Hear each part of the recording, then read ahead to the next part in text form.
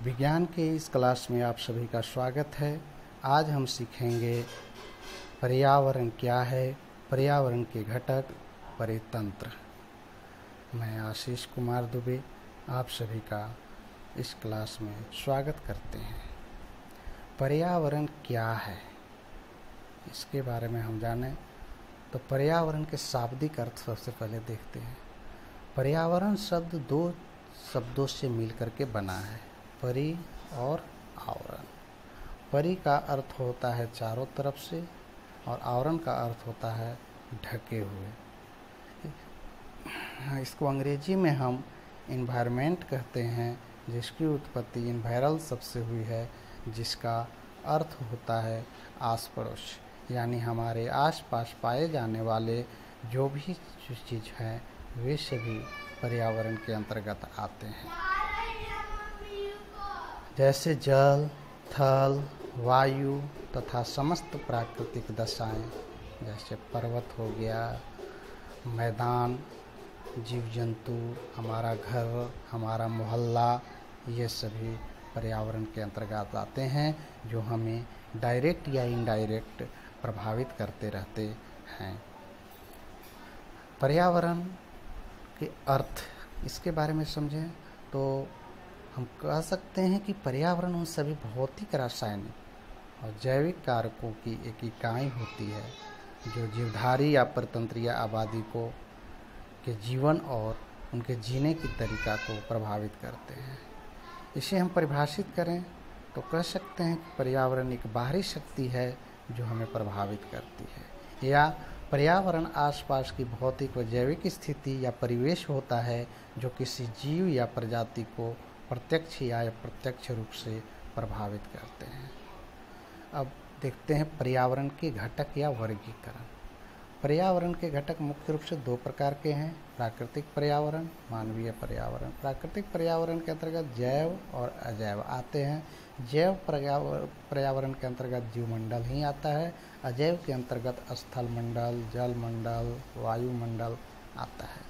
उसी तरह से मानवीय पर्यावरण दो तरह के होते हैं, सामाजिक क्रिया, मानव निर्मित क्रिया।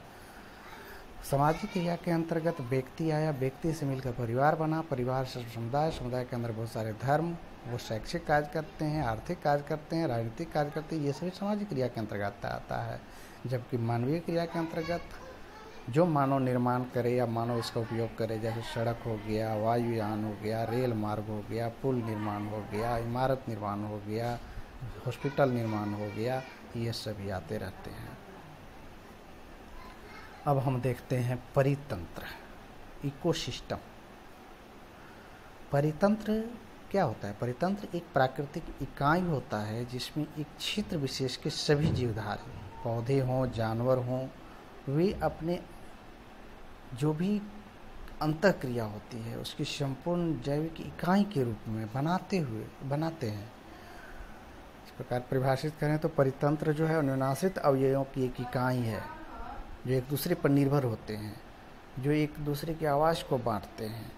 परितंत्र के कारण ही आमतौर पर अनेक खाद्य जाल बनता है। पारिस्थितिक तंत्र के भीतर इन जीवों के अन्योन्याश्रय और ऊर्जा के प्रवाह को हम देखते हैं। परितंत्र में सभी जीवों के जैव और अजैव घटक होते हैं। उदाहरण के लिए पेड़ पौधा, फूल पत्ती, या यह सब जैविक के अंतर्गत आ गया जीव जंतु, और अजैविक के अंतर्गत आता है ये सूखा हुआ पत्ती। परितंत्र के प्रकार को अगर हम देखें तो परितंत्र जो है वो